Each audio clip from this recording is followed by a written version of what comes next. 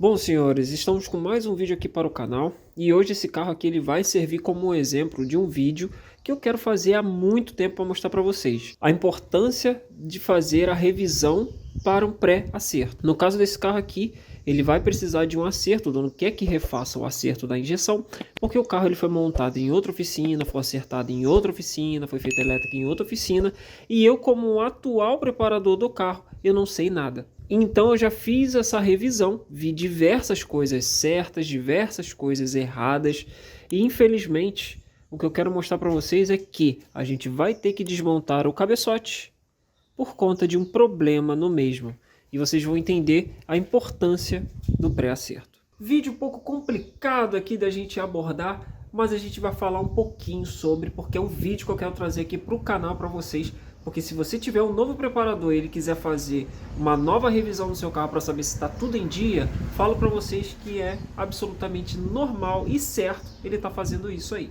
beleza? Então, vamos falar um pouquinho sobre esse carro, vamos falar de cada item que foi olhado nesse carro aqui para vocês entenderem o que está certo e o que está errado. Tá ventando um pouquinho, vai dar uma atrapalhadinha no áudio, peço a compreensão de vocês. Bom, para a gente começar aqui o vídeo, vamos falar sobre ponto do motor. O ponto do motor é primordial, ele tá certinho para a gente poder estar acertando o carro. O que acontece nesse caso aqui, que esse carro ele tem uma polia regulável da RGTX e ela contém um pino de aço para sensor de fase. O que a gente acha que aconteceu foi... Talvez tenham, né? Talvez não, a gente acha muito provável, confundiram o pino de aço para o sensor de fase como ponto do motor. Por que eu digo isso? Porque a gente teve que fazer o ponto do carro aqui, ó. A gente teve que fazer esse risco porque a polia ela não tem marcação nenhuma no interior dizendo qual é o ponto aqui do motor.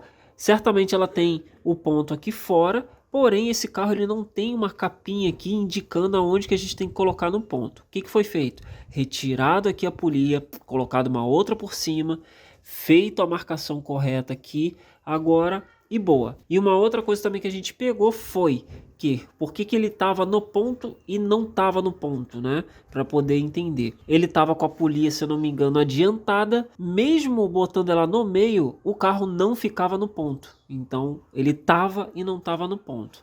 Depois que a gente colocou no ponto e botou no funcionamento, o carro mudou totalmente o funcionamento dele.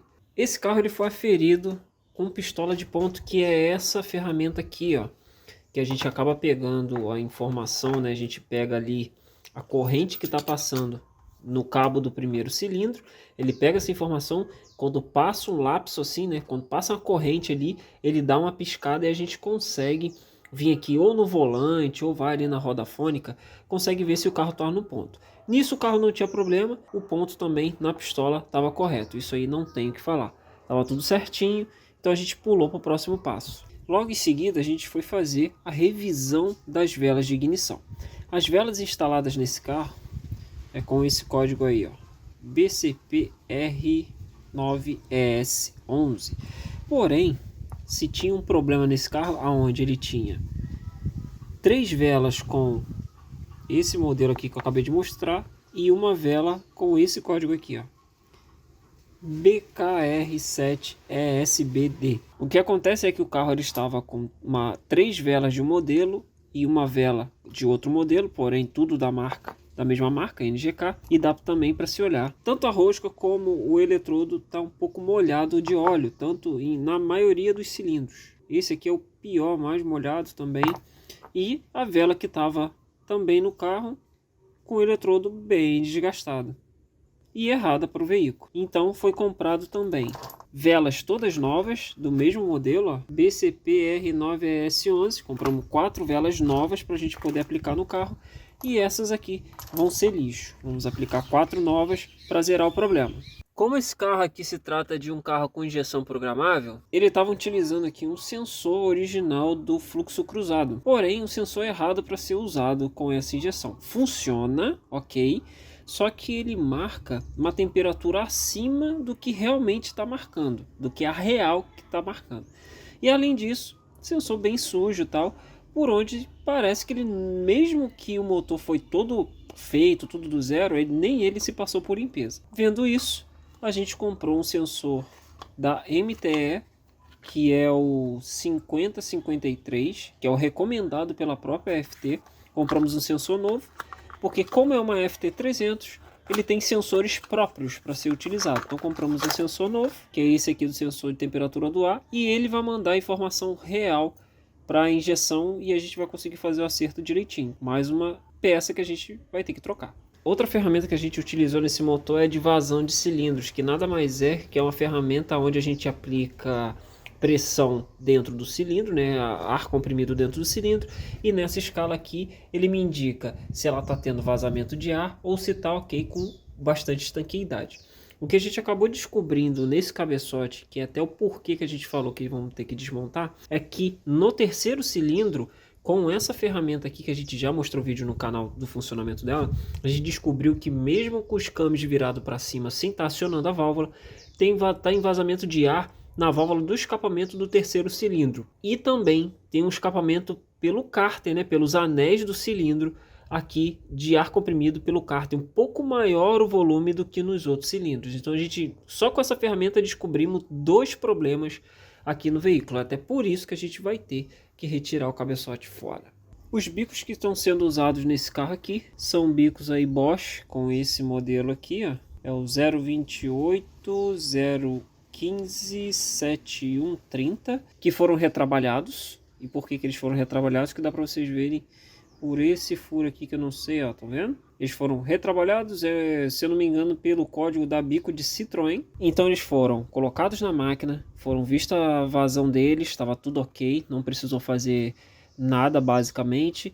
Também descobrimos qual foi o acerto desses bicos aqui com o retrabalho, descobrimos a vazão dos bicos também e trocamos alguns reparos que ele não tinha, como esses reparos aqui da cabeça deles, ó, que segura esse o-ring aqui verdinho, que é mais parrudinho, que a gente foi o único que a gente não trocou. A única coisa que eu não gostei muito foi do retrabalho em si, achei que não ficou assim da minha ideia, mas aparentemente parece que o bico é legal, mas na máquina eu não vi um leque tão bacana. Mas enfim, a gente vai continuar com esses bicos aqui. Os bicos anteriores que esse carro tinha, que eram os Deca, eram muito superiores a esse aqui. Mas infelizmente a gente vai usar esse aqui até mesmo por conta de custo. Não vou fazer o dono trocar o bico, então a gente vai continuar usando esse aqui. E a gente fez a revisão nos bicos também. Também aferimos também a compressão do motor, que é por meio desse reloginho, tem seus adaptadores e tal. Colocamos aqui para a gente também saber a saúde de cada cilindro. E nisso também descobrimos mais algumas coisas no motor. Como o primeiro e o segundo, a gente descobriu que tem 9.5. Eu achei um pouco baixa a compressão, mas pode ser uma característica do pistão forjado. No terceiro cilindro a gente já achou 8,5, porque foi um processo que a gente fez primeiro do que a vazão de cilindros. E depois com a vazão de cilindros a gente acabou descobrindo o porquê de estar dando 8,5, o vazamento na válvula de escape. E o quarto cilindro deu 5.5, bem baixo do que os demais. Sendo assim, quando a gente botou a ferramenta de vazão de cilindro, identificando que estava passando um pouquinho mais de ar para o cárter do que os outros cilindros. Identificando que talvez seja um problema de montagem de anel quebrado, canaleta quebrada, a gente ainda não sabe. Pode ser até folga no cilindro, talvez usinado errado, enfim. A gente ainda não sabe, mas é um dos motivos que a gente vai desmontar para tentar descobrir, mas também fez parte da revisão a compressão do motor. O sistema de ignição também não passou batido, né? A própria bobina, ela tá boa, foi feito um teste no primário e no secundário dela, ela tá dentro das normas que a fabricante recomenda, então não vamos trocar nem nada, vamos mantê-la, então a gente vai reaproveitar ela, tudo bonitinho. Temos os cabos de velas aqui de Gol G5, ele apenas tem um cabo que está sem essa capa metálica, e ele tem um porquê disso, que tem um ponto lá do primeiro cilindro onde ele não consegue ser colocado com essa capa metálica, então foi retirado para facilitar. Só que tem um problema pior do cabo, por conta de isso aqui ser muito grande e o espaço lá ser curto, acabou que tínhamos uma fuga de corrente em um dos cabos e esse era o resultado que estava ocorrendo no cabo. Cabo quebrado, tá? Tinha um outro que ele estava começando a dar uma trincada, enfim. A gente acabou substituindo, né? Procurando comprar outros cabos de vela. E que tá aqui, que a gente vai usar, onde ele tem o tamanho reduzido, não tem essa latinha, fica mais fácil de utilizar e acreditamos que o dono não vai ter mais problemas. Então a gente acabou comprando os cabos novos e vamos reutilizar a mesma bobina sem problemas. O óleo lubrificante também desse motor também entrou como kit revisão, porque a gente andou dando uma olhada no óleo do carro e vimos que ele também não tá tão bacaninha assim, por mais que o carro tenha rodado bem pouco. Como esse carro aqui provavelmente está em fase de amaciamento, a gente viu até que a coloração do óleo para um carro que rodou pouco tá bem escura, ó, dá para ver ali, ó. Tá com bastante sujeira. Então a gente já alinhou com o dono, vimos qual é a viscosidade que ele usa de óleo. Compramos 4 dígitos de óleo para a gente estar trocando futuramente, ó. Tá colocando 20W50 da própria Volkswagen que a gente conseguiu aqui com preço interessante. Também a gente vai estar efetuando a troca. E mais alguns itens que vocês ainda não vão ver aqui, mas que a gente vai fazer futuramente. Abertura também do filtro de óleo. Quando a gente faz a troca de óleo, a gente abre, vê como é que tá de sujeira, se parou muita limalha, para entender um pouco da saúde do motor, de como ele foi montado e tal, para a gente ter uma noção. Isso também é muito importante também, quando a gente faz essa revisão geral, para a gente entender se está tudo ok com o motor e passar esse feedback para o cliente. São coisas que a gente também analisa.